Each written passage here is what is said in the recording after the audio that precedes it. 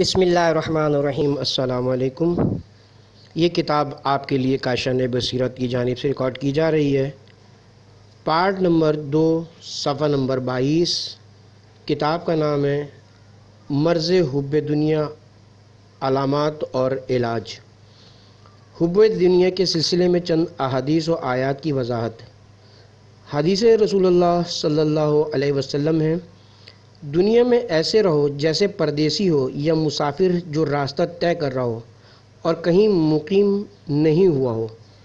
نقطہ نمبر 1، کیونکہ مسافر کی دو قسمیں ہیں، ایک جو سفر کر کے کہیں ٹھہر گیا ہو اور دوسرا وہ مسافر جو برابر چلا آ رہا ہے، کہیں منٹ 2 منٹ یا گھنٹہ 2 گھنٹہ ٹھہر گیا تو اس کو قیام نہیں کہتے، محاورے کے مطابق وقف کہیں گے، اور جو مسافر 10-5 دن کسی جگہ ٹھہر جائے اس کو مقیم کہتے ہیں۔ محاورات میں بھی ان دو حالتوں میں فرق ہے۔ تو اب اگر کسی سے کہیں کہ کیا آپ دنیا میں ہمیشہ رہیں گے، تو فوراً کہتا ہے کہ صاحب دنیا میں رہنا تھوڑی ہے، ایک دن ضرور مرنا ہے، مگر اصلاً انتظامات ایسے ہیں کہ گویا ہمیشہ یہیں رہیں گے۔ نقطہ نمبر 2، رسول اللہ صلی اللہ علیہ وسلم فرماتے ہیں کہ دنیا سے ایسا برتاؤ اختیار کرو جیسے مسافر کرتا ہے، جیسے مسافر سفر میں محض ضروریات پر اکتفا کرتا ہے، فضول اسباب ساتھ نہیں لیا کرتا، ایسا تم بھی دنیا کے ساتھ عمل کرو کہ قدر ضرورت پر اکتفا کرو، لگژریز اور غیر ضروری آسائشوں کی فکر میں نہ پڑو۔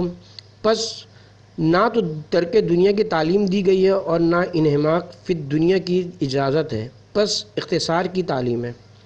نقطہ نمبر 3، رسول اللہ صلی اللہ علیہ وسلم نے یہ بھی نہیں فرمایا کہ بالکل ہی مسافر بن کر رہو، کیونکہ اگر بالکل ہی مسافر بن جاتے تو بعض دفعہ دقت پیش آتی۔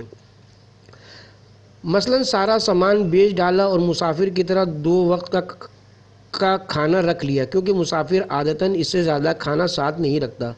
رسول نے ہرگز یہ نہیں فرمایا کہ مسافر بن کر رہو، بلکہ کہا کہ مثل مسافر کے رہو، اور نہ ہی ترک اسباب کا حکم دیا بلکہ فقط اختصار کی تعلیم دی ہے، کیونکہ اکثر لوگ بے ضرورتی سامان جمع کرتے ہیں۔ گھروں میں بہت سی چیزیں ایسی ہوتی ہیں جس سے کبھی بھی کام نہیں پڑتا، اور یہ غیر ضروری چیزیں دل کو پریشان کرتی ہیں۔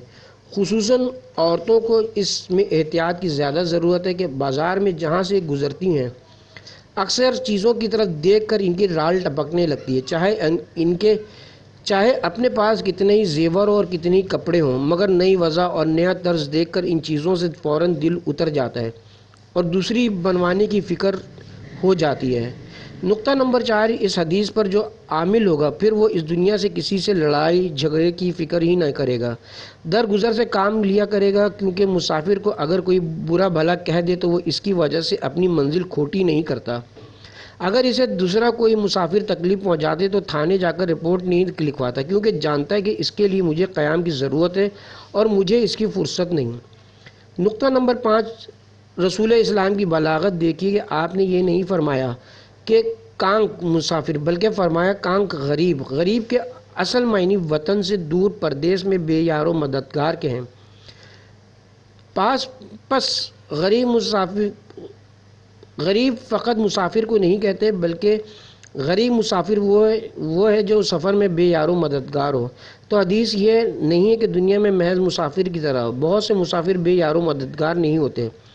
اب یہی ہے کہ سفر میں وہ مسافر کسی سے نہیں لڑے گا جو بے یار و مددگار ہو، اور وہی لڑے گا جو کسی کو اپنا حمایتی سمجھتا ہو۔ نقطہ نمبر 6، اگر کوئی مسافر سفر میں سرائے یا ہوٹل میں قیام کرے اور اپنا سارا سرمایہ اس کی تعزین و آرائش میں لگا دے تو یہ کتنی بڑی حماقت ہوگی، یعنی اپنے آپ کو مسافر سمجھنے والا اس سرائے یا ہوٹل کے ساتھ گھر سا معاملہ نہیں کرے گا۔ نقطہ نمبر 7، مسافر کو سرائے یا ہوٹل میں خواہ کتنی آسائشیں کیوں نہ دی جائیں، اس کا دل مستقل طور پر وہاں نہیں لگتا۔ مومن کی شان بھی یہی ہے کہ دنیا میں اس کا جی نہ لگے، اگرچہ بظاہر اس میں کیسے ہی عیش و آرام کیوں نہ ہو، کیونکہ دل لگنے کی جگہ گھر ہے اور دنیا سرائے ہے، گھر نہیں ہے۔ اسی وجہ سے کہا گیا ہے کہ الدنیا سجن مومن، کہ دنیا مومن کے لیے جیل خانہ ہے۔ دنیا کو جیل خانے کی تکلیف کی وجہ سے نہیں فرمایا، کیونکہ بعض مومنین کو دنیا میں ذرا تکلیف نہیں ہوتی، بلکہ اس لیے فرمایا کہ جیل خانے میں کبھی جی نہیں لگا کرتا، اگرچہ کیسا ہی عیش کیوں نہ ہو۔ نقطہ نمبر 8، دنیا میں مسافر کی طرح رہنے والے دنیا کے ساز و سامان پر اترایا نہیں کرتے، چنانچہ سفر میں کہیں اگر لیٹنے کے لیے بہترین بستر ملے تو کوئی مسافر اس پر نہیں اتراتا، کیونکہ جانتا ہے کہ مانگے کی چیز ہے اور مجھ سے واپس لے لی جائے گی۔ یہ ایک ہماری حالت ہے کہ 4 پیسے آ جائیں تو اترانے لگتے ہیں۔ نقطہ نمبر 4، مسافر سفر میں ہمیشہ منزل مقصود کو مد نظر رکھتا ہے اور ان تمام امور کو اختیار کرتا ہے جو جلد اس کو منزل مقصود تک پہنچا دیں، چنانچہ کبھی ایسا نہیں ہوتا کہ وہ دوران سفر کھیل کود، تماشے یا دل بہلانے کی چیزوں میں ملوث ہو جائے، چنانچہ جو باتیں اس کے سفر کو طول دیں اس کو ناگوار گزرتی ہیں۔ کبھی گاڑی خراب ہو جائے تو دوسری گاڑی کی کوشش کرتا ہے، ٹرین اگر لیٹ ہو جائے تو اس کو سخت کوفت ہوتی ہے۔ نقطہ نمبر 10، اگر کوئی مسافر جس کا سفر طویل ہو اور منزل دشوار ہو، وہ اگر اپنی گاڑی خراب کر دے اس امید میں کہ دوسری عمدہ گاڑی لے لوں گا اور پھر اس کا حشر کرے، تو بتائیں کیا وہ منزل کی طرف اپنے قدم بڑھا سکتا ہے؟ یہی کیفیت ہماری ہے کہ دن رات گناہوں میں مبتلا رہتے ہیں اور اپنی عمر کی سواری کے ہر قدم کو توڑ کر دوسری سواری کی ہوس میں مبتلا ہیں، توبہ کرتے ہیں، روزانہ توڑ دیتے ہیں اور پھر کسی وقت جو ٹوٹی پھوٹی عبادت کی توفیق ہو جائے اور کچھ نماز روزہ ادا کرتے ہیں تو اس پر چند گناہوں کو بوجھ اور لاد لیتے ہیں۔ تو ہم اس مسافر کی طرح کوئی قدم بھی سفر آخرت کی طرف کیسے بڑھا سکتے ہیں؟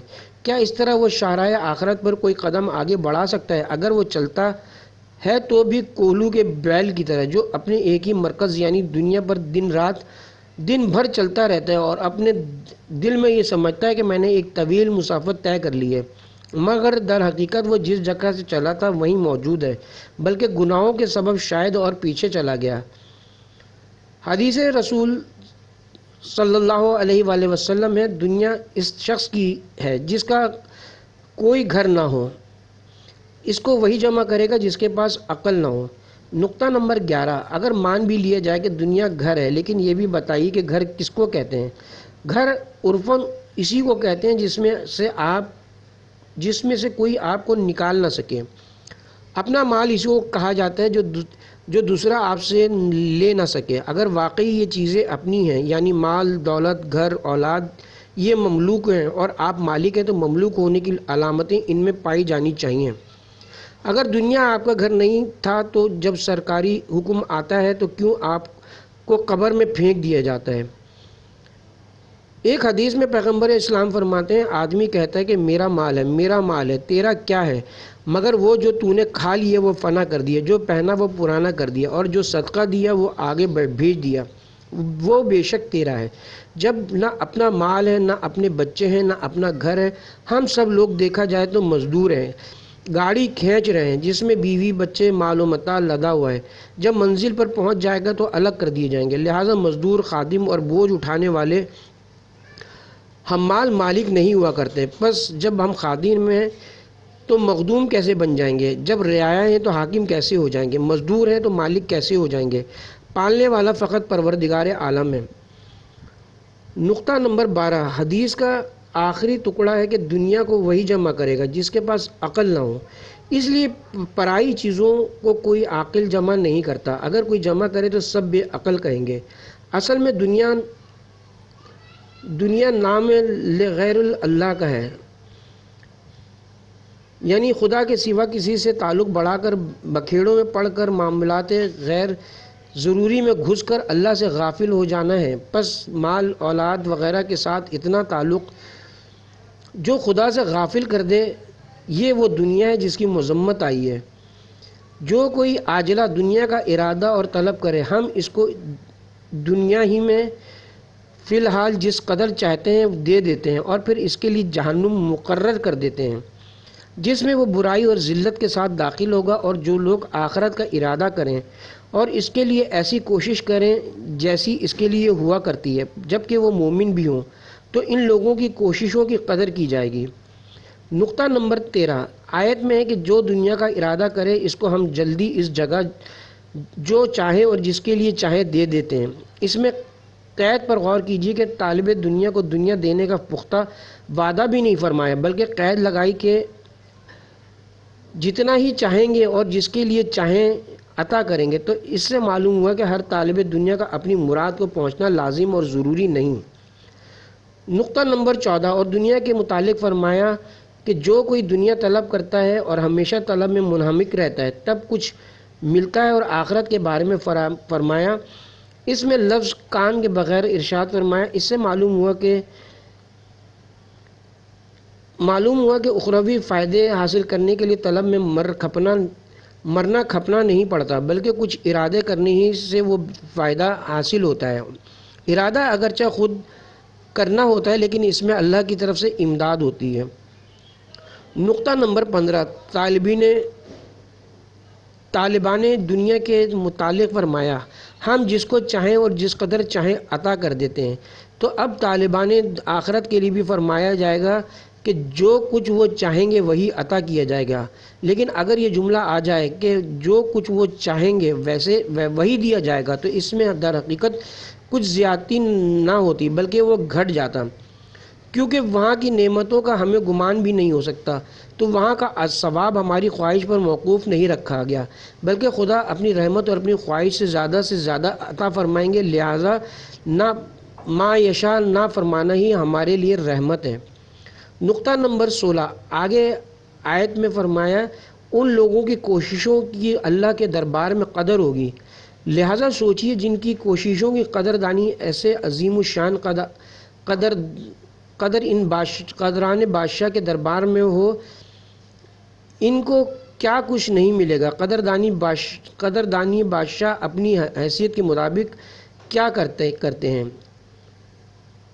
نقطہ نمبر 17 میں اس بات کی طرف اشارہ ہے کہ جو آخرت میں ملے گا وہ محض قدردانی ہے، عمل کو اس میں دخل نہیں ہے۔ اس سے اپنے عمل پر ناز کرنے والوں کو تنبیہ ہے کہ اپنے عمل پر نازا نہ ہو کہ جو کچھ وہاں سے ملے گا محض انعام ہوگا، ورنہ صرف عمل سے تم اس کے مستحق نہیں ہو سکتے۔ پس مشکورہ کہنے سے بتلا دی کہ عقل تو چاہتی کہ تمہارا اجر کم ہوتا، مگر یہ ہماری قدردانی ہے۔ ایک اور حدیث میں بھی یہ مضمون آیا ہے کہ حضور نے فرمایا کہ جنت میں کوئی اپنے عمل سے نہ جائے گا، ہاں رحمت الہی ہو جائے تو اور بات ہے۔ دنیا کی زندگی کھیل کود اور غفلت میں ڈالنے والی اور آخرت کی زندگی اصل میں زندہ ہے، کاش تم جان لیتے۔ نقطہ نمبر 18 فرمایا کہ دنیا لہو و لعب کے سوا کچھ نہیں۔ لہو کہتے ہیں غفلت میں ڈالنے والی چیز اور لعب کہتے ہیں لغو اور عبث چیزوں کو، کھیل کود کو۔ تو معلوم یہ ہوا کہ دنیا میں دو صفتیں ہیں، ایک صفت ہے عبث کی اور دوسری صفت ہے غافل کر دینے والی۔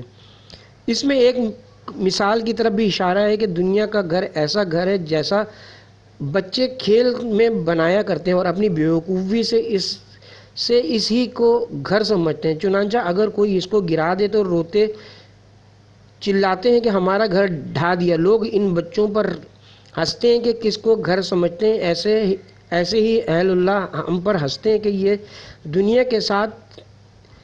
کے ساتھ کیسا دل لگاتے ہیں، اور جیسے بچے اپنے باپ کو بیوقوف سمجھتے ہیں کہ اس نے ہمارا گھر گرا دیا، ایسے ہی ہم لوگ آخرت اور علماء کو بیوقوف سمجھتے ہیں کہ ہم سے دنیا چھڑانا چاہتے ہیں۔ ان کو ضروریات زمانے کی خبر نہیں، جبکہ ان کو سب خبر ہے۔ جن ضروریات زمانہ کو ہم جانتے ہیں ان سے وہ بے خبر نہیں، مگر اس کے ساتھ ان کا اخروی ضروریات کی بھی خبر ہے جس کی آپ کو خبر نہیں، اس لیے وہ آپ پر ہنستے ہیں۔ اسی کے لیے مولانا روم فرماتے ہیں ساری مخلوق نابالغ بچے ہیں، جو نفسانی خواہشات سے بچ گیا البتہ وہ بالغ ہے۔ نقطہ نمبر 19 آگے فرماتے ہیں کہ زندہ رہنے والی چیز تو دار آخرت ہے، کیونکہ لہو و لعب اپنے نتیجے کے اعتبار سے مردہ ہیں اور آخرت زندہ، یوں ہے کہ اس ثمرات باقی اور زندہ رہنے والے ہیں۔ تو پھر آخر زندہ فوائد کو چھوڑ کر مردہ فوائد کو کیا کریں؟ کرامت چیز کو چھوڑ کر بیکار کے پیچھے پڑنا حماقت نہیں تو اور کیا ہے۔ نقطہ نمبر 20 کہ کاش یہ لوگ اپنے دینی فوائد کا احساس کرتے اور دنیا کے نقصانات کو جان لیتے۔ یہاں حرف لوز استعمال کیا گیا جو تمنا کے واسطے بھی آتا ہے، تو اس سے انتہائی درجے کی شفقت اور رحمت پتہ چلتی ہے کہ امر قابل تمنا ہے۔ جیسا کہ ایک شفیق باپ یہ کہتا ہے کہ کاش میرا بیٹا پڑھ لکھ جاتا، حالانکہ اس کے پڑھنے سے باپ کو کچھ نفع نہیں، مگر مقصود اس کا یہ کہ میرے بیٹے کو یہ احساس ہو کہ پڑھنا بھی کوئی قابل تمنا چیز ہے۔ نقطہ نمبر 21، اس میں بھی ایک دقیق اور لطیف اشارہ ہے کہ باوجود اس کے کہ تم اس دنیا میں اتنے منہمک ہو، تب بھی دنیا کی حقیقت سے بالکل بے بہرا اور ناواقف ہو، یعنی دین سے تو کورے تھے ہی، دنیا سے بھی جاہل ہو۔ اسی لیے دیگر آیات میں آخرت کے ساتھ ساتھ دنیا کی بھی حقیقت سمجھنے کی ترغیب دی گئی ہے۔ تم دنیا و آخرت دونوں کے متعلق تفکر کیا کرو، یعنی دیکھو کہ تم کیسی مفید اور نفع والی شے سے غافل ہو کر ایک عبث شے کے پیچھے سرگرداں ہو۔ اس کا مطلب یہ ہے کہ تم ترجیح دنیا علی الآخرہ کے مرض میں مبتلا ہو، بلکہ تم دنیا کی زندگی کو ترجیح دیتے ہو، جبکہ آخرت اس سے بہتر ہمیشہ باقی رہنے والی ہے۔ نقطہ نمبر 22، اس آیت میں 2 دفعہ اس میں تفضیل سپرلیٹو ڈگری استعمال کی گئی ہے۔ پہلا لفظ خیر ہے جو اس تفصیل آخرت دنیا سے بدرجہ بہتر ہے اور بہت بہتر ہے۔ دوسرا لفظ ابقا، یہ بھی اس میں تفصیل ہے کہ آخرت دنیا کی نسبت پائیدار بھی ہے، مگر تم پھر بھی دنیا کو اس پر ترجیح دیتے ہو۔ نقطہ نمبر 23، جو ایثار سے مشتق ہے، جس کے معنی ایک چیز کو دوسرے پر ترجیح دینے کے لیے آتا ہے، یہ نہیں کہ بل طلبون یا بل تبغون، بلکہ فرمایا بل توسرون۔ اس سے معلوم ہوا کہ مطلق طلب دنیا پر شکایت نہیں، بلکہ شکایت اس پر ہے کہ دنیا کو آخرت پر ترجیح دی جائے۔ یعنی اگر کوئی شخص دنیا کو آخرت پر ترجیح نہ دے بلکہ دونوں کے ٹکرانے کے موقع پر آخرت ہی کو ترجیح دے، لیکن اس کے ساتھ دنیا کمانے میں بھی مشغول رہے، تو اس کی مذمت نہیں ہے۔ اس میں ان زاہدان خشک کی بھی اصلاح ہے جو مطلق طلب دنیا کو مذموم سمجھتے ہیں۔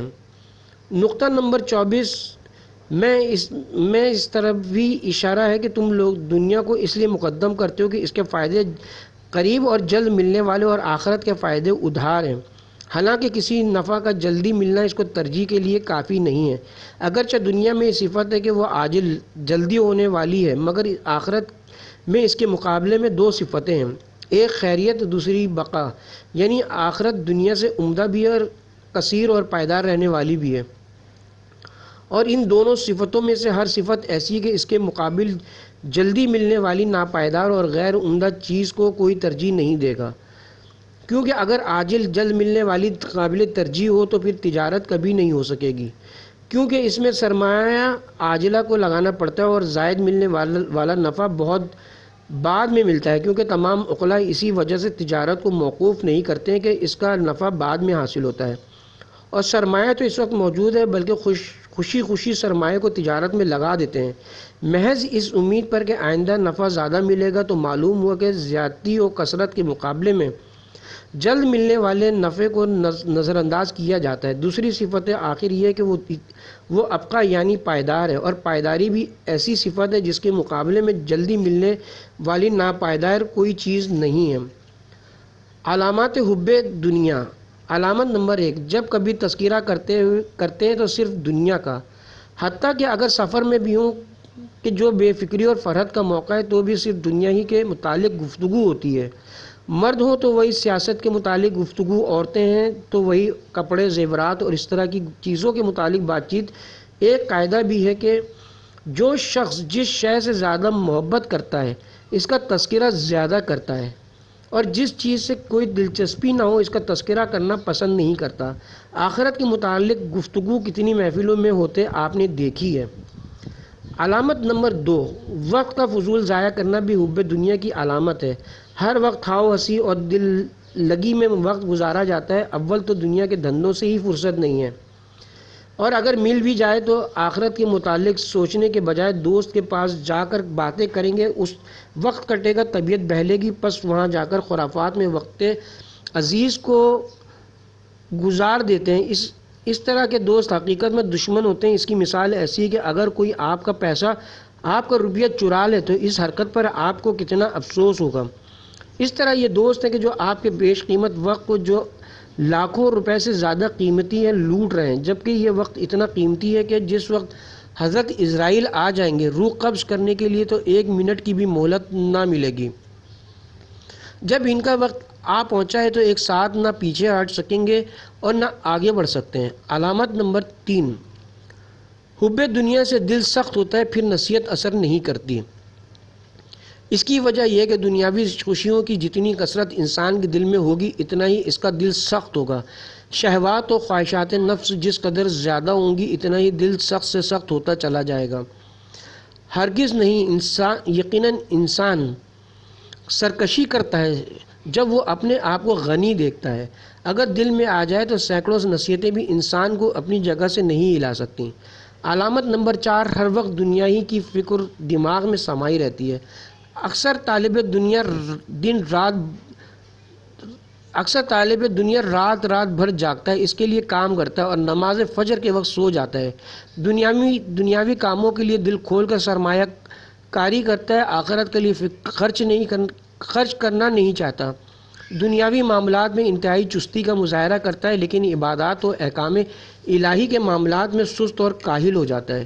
علامت نمبر 5، کنجوسی برتنا اور راہ خدا میں خرچ نہ کرنا۔ سورہ توبہ آیت نمبر 35 میں ارشاد ہے، وہ لوگ جو سونا اور چاندی جمع کرتے ہیں اور اسے اللہ کی راہ میں خرچ نہیں کرتے، انہیں دردناک عذاب کی خبر سنا دو۔ جس دن اس مال کو جہنم میں تپایا جائے گا، پھر اس سے ان کی پیشانیاں، ان کے پہلو اور پشتیں داغی جائیں گی اور کہا جائے گا کہ یہ وہی مال ہے جو تم اپنے لیے جمع کرتے تھے، پس اس کا مزہ چکھو۔ امیر المومنین علیہ السلام فرماتے ہیں، اے ابن آدم، جو کچھ تو نے اپنی ضرورت سے زیادہ حاصل کیا ہے وہ تیرا نہیں، اس کا تو کسی اور کے لیے امانت دار ہے۔ علامت نمبر 6، دنیا کو آخرت پر فوقیت دینا۔ ارشاد پروردگار ہے، اے رسول کہہ دو، اگر تمہارے باپ دادا، تمہارے بیٹے پوتے، تمہارے بھائی، تمہاری بیویاں، تمہارے رشتہ دار، تمہارے جمع کیے ہوئے اموال، تمہاری تجارت جس میں گھاٹے سے تم ڈرتے ہو، اور تمہارے مکانات جنہیں تم پسند کرتے ہو، یہ سب چیزیں تمہیں اللہ اور اس کے رسول صلی اللہ علیہ وسلم اور آخرت کی راہ میں جہاد سے زیادہ عزیز ہیں تو انتظار کرو یہاں تک کہ عذاب خدا تم تک آ پہنچے، اور اللہ فاسقوں کو ہدایت نہیں کرتا۔ سورہ توبہ آیت نمبر 23۔ علامت نمبر 7، آخرت کے لیے تگ و دو کرتا نظر نہیں آتا۔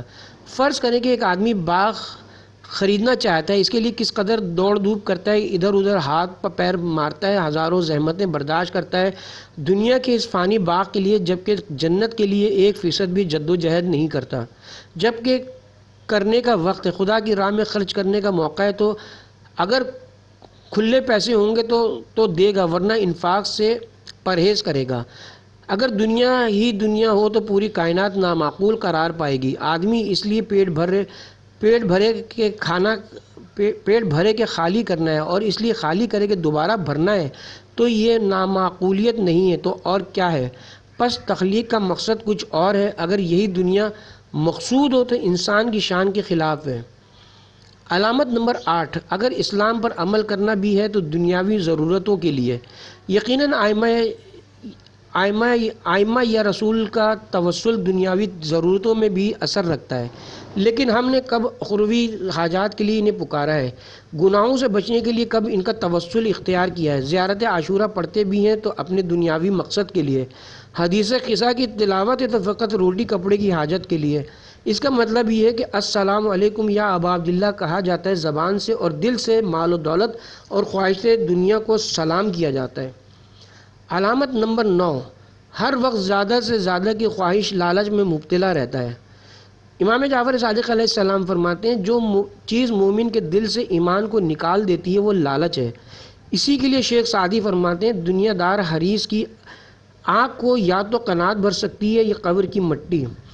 علامت نمبر 10، امور دنیا میں فضول خرچی سے کام لیتا ہے، جبکہ سورہ انعام میں پروردگار عالم کا ارشاد ہے کہ فضول خرچی نہ کرو، کہ خدا فضول خرچی کرنے والے کو پسند نہیں کرتا۔ اسراف، فضول خرچی کی ضرورت موقع پر اعتدال سے زائد خرچ کرنے کو کہتے ہیں، جبکہ بلا ضرورت نامعقول اخراجات میں خرچ کرنا تبذیر کہلاتا ہے۔ اس کی مثالیں ہمارے یہاں شادی بیاہ اور دیگر خوشی کی تقریبات میں دیکھنے میں آتی ہیں۔ علامت نمبر 1، دنیاوی زندگی پر راضی اور مطمئن رہنا۔ سورہ یونس میں ارشاد ہے کہ یقیناً وہ لوگ جو ہماری ملاقات کی امید نہیں رکھتے وہ دنیا کی زندگی پر راضی اور اسی پر مطمئن ہو گئے، وہ لوگ ہماری نشانیوں سے غافل ہیں، یہ وہی ہیں جو اپنے اعمال کی بنا پر جو وہ کرتے رہے جہنم میں آ جائیں گے۔ علامت نمبر 12، فرائض و واجبات کے ترک پر حب دنیا اکساتی ہے۔ فرائض کو انسان اپنی خواہشات کی راہ میں رکاوٹ سمجھنے لگتا ہے اور جس طرح بھی ہو ان کو کچل کر آگے بڑھنا چاہتا ہے، حالانکہ شرعی عبادات و واجبات کا سب سے اہم راز ہی یہی ہے کہ بدن اور اس کی طبعی قوتوں کو روح کا تابع کر دیا جائے، اس طرح کہ روح جس طرح کا کام بدن سے لینا چاہے لے، جس چیز سے روکنا چاہے روک دے، اور یہ طاقتیں اس حد تک مسخر ہو جائیں کہ بغیر کسی تکلیف و مشقت کے جس کام کو کرنا چاہیں کریں، اور یہ جسمانی قوتیں مثل ملائکہ ہو جاتی ہیں، یعنی جس طرح ملائکہ نافرمانی نہیں کرتے اور خدا جو حکم دے اطاعت کرتے ہیں، اور اس سلسلے میں ان کو کوئی زحمت یا تکلیف نہیں ہوتی۔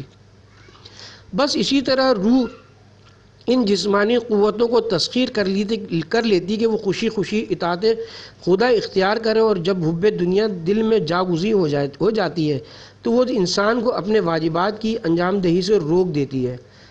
علامت نمبر 13، ڈرتا ہے اس کی اولاد اس کے بعد فقیر و غریب نہ ہو جائے، پس ہر وقت ان کی زندگی سنوارنے کے لیے اپنی آخرت کو داؤ پر لگا دیتا ہے اور اپنی عمر کو دوسروں کے منافع کے لیے خرچ کر دیتا ہے۔ اگر یہ کہا جائے کہ وہ تو اولاد کے لیے ایثار سے کام لیتا ہے، تو حقیقت یہ کہ ایثار کی اجازت دنیاوی منافع میں ہے، یعنی اگر ہماری کوئی دنیاوی منفعت فوت ہو کر دوسرے کا فائدہ ہو جائے تو اس کو ایثار کہیں گے، اور اگر ہمارا دین تباہ ہو کر دوسروں کو دنیاوی نفع پہنچے تو اسے ایثار نہیں کہیں گے۔ اسی وجہ سے حکایت میں بیان ہوا ہے کہ مصر کی زراعت کا دار و مدار دریائے نیل کی روانی پر تھا۔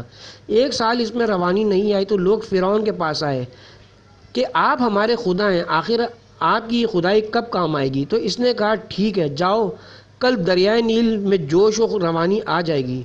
رات کو فرعون پروردگار عالم سے دعا کرتا ہے کہ اے اللہ، اگرچہ میں اس قابل تو نہیں ہوں کہ میری کوئی درخواست قبول ہو، لیکن میری ہمت تو دیکھیے، میں نے آپ کو چھوڑا، جنت کو چھوڑا، ہمیشہ ہمیشہ کے عذاب کو گوارا کیا، ان سب کے بدلے میں صرف ایک التجا کرتا ہوں کہ میری ایک دعا قبول فرما لیجئے کہ جب میں دریائے نیل کو حکم دوں تو اس میں جوش و روانی پیدا ہو جائے۔ چنانچہ اس کی دعا قبول ہوئی اور ایسا ہی ہوا۔ تو مومن کو چاہیے کہ فرعون جیسا طرز عمل زندگی میں اختیار نہ کرے اور دوسروں کی دنیا کی خاطر اپنی آخرت برباد نہ کرے۔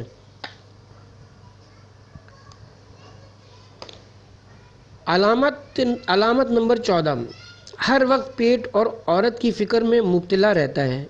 امام صادق علیہ السلام فرماتے ہیں انسان کی خدا سے دور ترین حالت اس وقت ہوتی ہے جب وہ سوائے شکم پوری اور عورت کی کسی اور چیز کو ہدف اور غرض قرار نہیں دیتا۔ علامت نمبر 15، گناہ پر گناہ کرتا چلا جاتا ہے۔ علامت نمبر 16، توبہ سے غافل رہتا ہے۔ علامت نمبر 17، آج کا کام کل پر چھوڑ کر نیکیوں میں تاخیر کرتا ہے۔ مولا کائنات فرماتے ہیں اپنی عمر کو معلوم کر کے گزرے ہوئے زمانے کا عوض ادا کرو، آج کا کام کل پر نہ رکھو۔ جو لوگ ہلاک ہوئے وہ اسی طرح ہلاکت کو پہنچے کہ وہ اپنی زندگی کو آرزوؤں میں صرف کرتے رہے، تاخیر سے کام لیے، یہاں تک کہ یکایک حکم خدا آ پہنچا اور کوچ کا وقت آ گیا۔ وہ بستر غفلت پر سوئے ہوئے تھے، پھر یکایک وہ خوشنما محلوں سے قبر کی تاریکی میں لے جائے گئے، نجات کا دروازہ ان پر بند کر دیا گیا، ان کی بیوی بچے ان سے کنارہ کش ہو گئے اور ان کا مال و اسباب سب تقسیم کر لیا گیا۔ علامت نمبر 18، زندگی کی آسائشوں لگژریز کے حصول میں منہمک ہونے کی وجہ سے آخرت سے غافل ہو جاتا ہے۔